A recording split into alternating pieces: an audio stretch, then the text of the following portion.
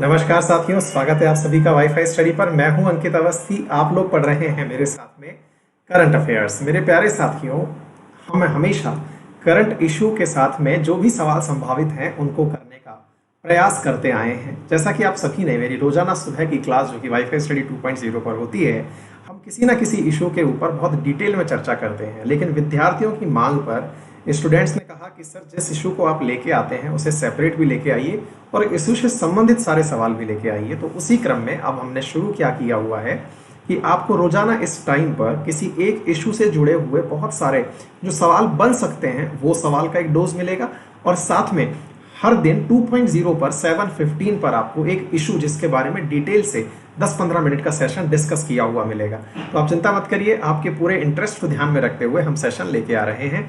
इसी क्रम में आप ये जान लीजिएगा कि मेरे द्वारा एसएससी के अंदर क्लासेस ली जा रही हैं। एसएससी के अंदर आप लोगों के लिए स्टैटिक जीके पढ़ा रहा हूं मैं। जो भी बच्चा बिगिनर लेवल से तैयारी करना चाहता है, मेरे साथ में बिल्कुल बेसिक लेवल से क्लास शुरू करना चाहता है, तो मंडे से मेरी क्लास शुरू हो रही है।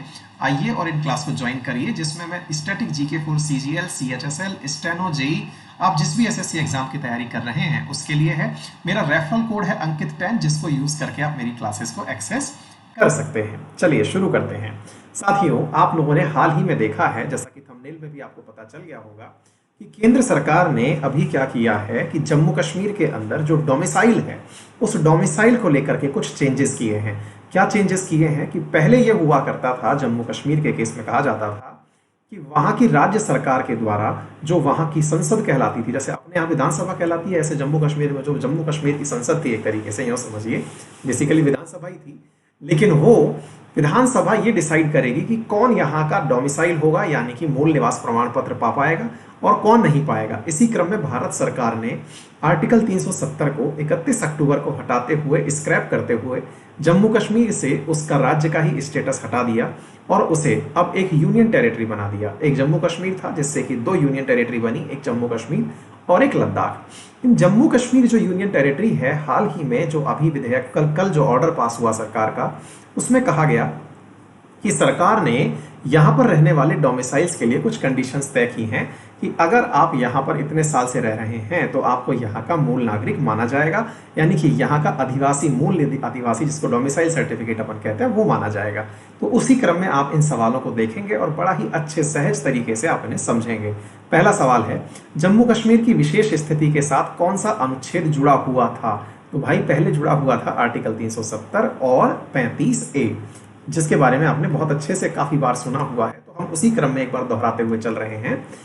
अनुच्छेद 35A में जम्मू कश्मीर के अंदर क्या प्रावधान था? तो 35A ये प्रावधान किया करता था, क्या प्रावधान किया करता था कि यहाँ का डोमिसाइल कौन होगा। अब उसी को ही जब खत्म कर दिया गया तो अब जो कल ऑर्डर आया है वो बहुत मायने रखता है, और उसी ऑर्डर में जो बातें आई हैं उन्हें हम सवालों के माध्यम से समझने का प्रयास करते हैं। साथियों, कहा गया है, हाल ही में सरकार ने किस आदेश से जम्मू कश्मीर के अंदर डोमिसाइल प्रावधानों को फिर से परिभाषित किया है? तो 35A तो स्क्रैप हो गया और सरकार नया ऑर्डर ले आई, जम्मू कश्मीर रीऑर्गेनाइजेशन ऑर्डर 2020, यानी सरकार बिल्कुल केंद्र शासित प्रदेशों में नियम कानून लेने के आने के लिए किसी विधेयक के लाने की जरूरत नहीं पड़ी, केवल एक डोमिसाइल सर्टिफिकेट से इस कार्य को कर दिया गया है। और ये डोमिसाइल सर्टिफिकेट कौन देगा, कैसे प्राप्त होगा, एक एक करके सर सवाल में चर्चा करते हैं। नए नियम के अनुसार जम्मू कश्मीर में रहने वाला व्यक्ति कम से कम कितने वर्ष जम्मू कश्मीर में रह रहा हो, यानी ऑलरेडी वहां पर कितने साल से रह रहा होगा, तब जाकर के उसे जम्मू कश्मीर का डोमिसाइल मिलेगा। तो इस ऑर्डर में कहा गया है यदि व्यक्ति 15 साल से वहां रह रहा होगा तब जाकर के उसे वहां का डोमिसाइल प्राप्त हो जाएगा। ठीक है। अच्छा, फिर क्या कहा गया है? नए नियम के अनुसार, तो भाई एक तो हो गया केवल रह रहा है, जैसे होता है नहीं, कई सारे प्रोफेशनल्स हैं, जैसे अपने बिहारी भाई वहां पर बहुत सारा बिजनेस करते हैं, हमारे राजस्थानी लोग वहां पर बिजनेस करने गए हुए होते हैं, कोई होटल वगैरह चला रहा है, ऐसे लोग जो वहां पर काफी टाइम से रह रहे हैं, 15 साल से रह रहे हैं, तो उन्हें वहां का मूल निवास प्रमाण पत्र मिल जाएगा। अच्छा, मूल निवास मिलने का एक प्रमुख फायदा पता है क्या है?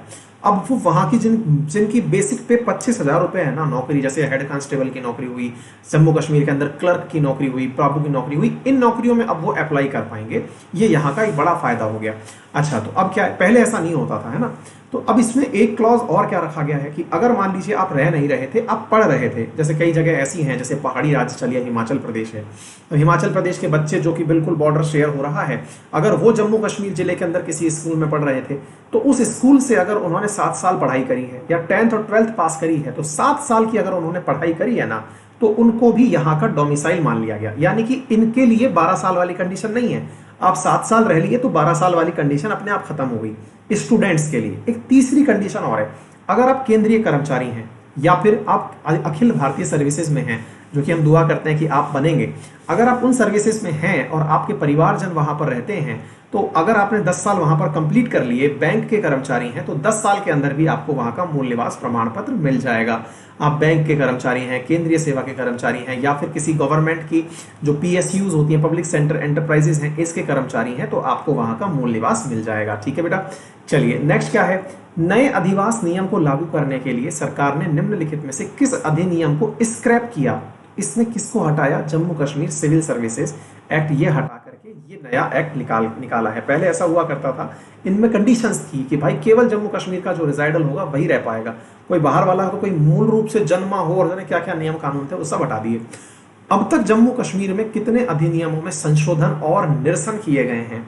मेरे प्यारे साथियों, आर्टिकल 370 के स्क्रैप होने के पश्चात से भारत सरकार अभी तक जम्मू कश्मीर में 109 लॉ तो अमेंड कर चुकी है और 29 जो है वो रिपील कर चुकी है। मतलब इनके अंदर जो है, मतलब अमेंड का मतलब तो संशोधन हुआ, और 29 का मतलब निरस्त कर दिए गए हैं। जो जम्मू कश्मीर के अपने कानून हुआ करते थे उन सबको इस तरह से पहुंचा दिया गया है उनकी डेस्टिनी तक। किस अधिनियम की धारा 13 जम्मू कश्मीर राज्य में निवास को परिभाषित करती है? तो यही था वो सिविल सर्विस एक्ट, जो कि डोमिसाइल की परिभाषा डिसाइड करती थी। अब इसको स्क्रैप कर दिया, मैंने कहा ना, इसको हटा दिया है। अच्छा, क्या केंद्र सरकार के अधिवासियों के बच्चे जिन्होंने 10 साल तक जम्मू कश्मीर में सेवाएं दी हैं, वे यूनियन टेरिटरी में गैजेटेड और नॉन गैजेटेड नौकरियों के लिए आवेदन के पात्र होंगे? बिल्कुल, यही लोग अब आवेदन के पात्र हो जाएंगे, क्योंकि मैंने आपसे कहा तो 3 क्लॉज निकल के आए। 15 साल का क्लॉज, ये बेटा सवाल में पेपर में पूछे जा सकते हैं ना, 7 साल का क्लॉज और 10 साल का। तो 15 साल का क्लॉज तो हुआ जो रहने गया हुआ है केवल उसके लिए, 7 साल का क्लॉज हुआ स्टूडेंट के लिए, और 10 साल का जो क्लॉज हुआ ये हुआ नौकरी के लिए, जो लोग ऑलरेडी वहां जॉब कर रहे थे, केंद्रीय सर्विसेज में थे, उनके लिए ये लागू हो गया है। ठीक है, उनके परिवारजनों के लिए भी लागू हो गया है। कानून ने अधिवास प्रमाण पत्र जारी करने के लिए क्षेत्रीय अधिकार क्षेत्र किसको दिए हैं? यानी कि ये डोमिसाइल सर्टिफिकेट कौन दे पाएगा? तहसीलदार दे पाएगा। तहसीलदार एक पोस्ट होती है, मतलब है ना, मतलब तहसील का मालिक समझ लीजिए आप एक तरीके से, ये एक पोस्ट है जिसको कि ये दे पाएंगे।